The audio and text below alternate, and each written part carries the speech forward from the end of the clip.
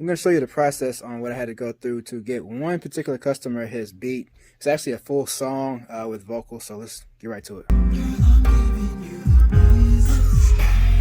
Usually tracking out beats is straightforward, but for this particular session, this is a song that I did with an artist a long time ago, right? And these are all the track out files for this session. It's kind of crazy.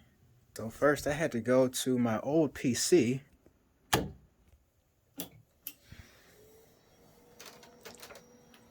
and I had to find the session on all these files and stuff that we've done in the past. There it is. And there's the song right there, and got a couple more files. This was actually the track out right here.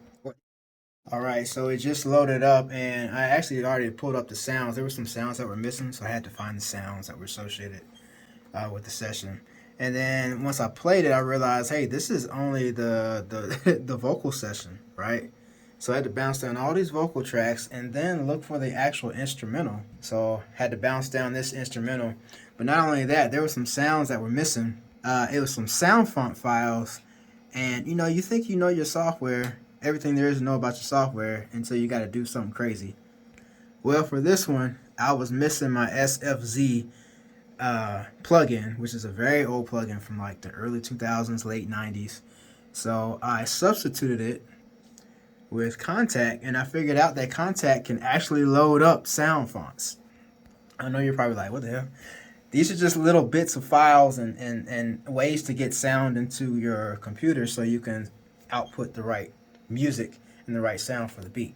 All the background vocals, and these background vocals are actually me and my brother D-Boy. So we can go back in here and I'll pull it up in the session.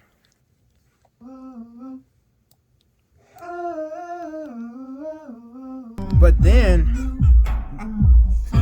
I noticed there was a whole group of files up here from one session that were out of time with the other session.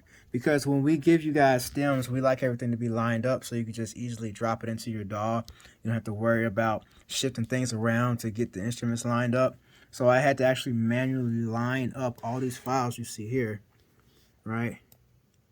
And get it to lock in time with the first session that we used for the vocals, which are all down here.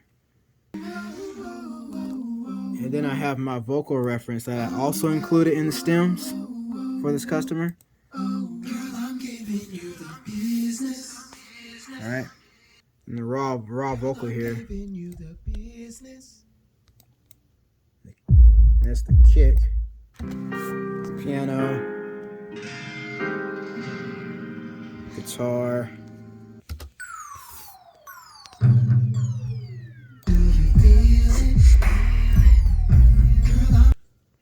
This. I'm a professional. All right.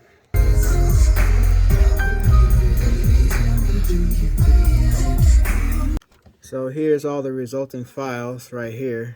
It turns out to be 49 items, and then we zip them up and we make sure these zips are pretty small so you guys can download them, and then we just track them out like that. So you got 5 zips for this one session.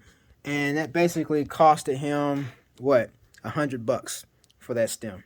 It was basically a SFR beat. So he just went to songs, and he found him a song that he liked, and then he went ahead and bought it, locked it up, so it's no longer available to the public. And then he receives all his files to his email once we have everything done, where you can just easily click on those zips.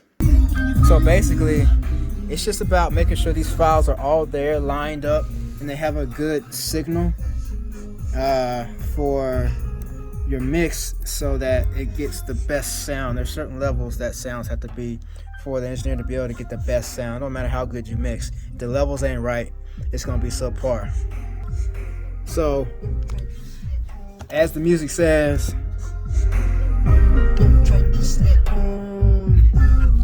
just leave it to us, alright? We got you.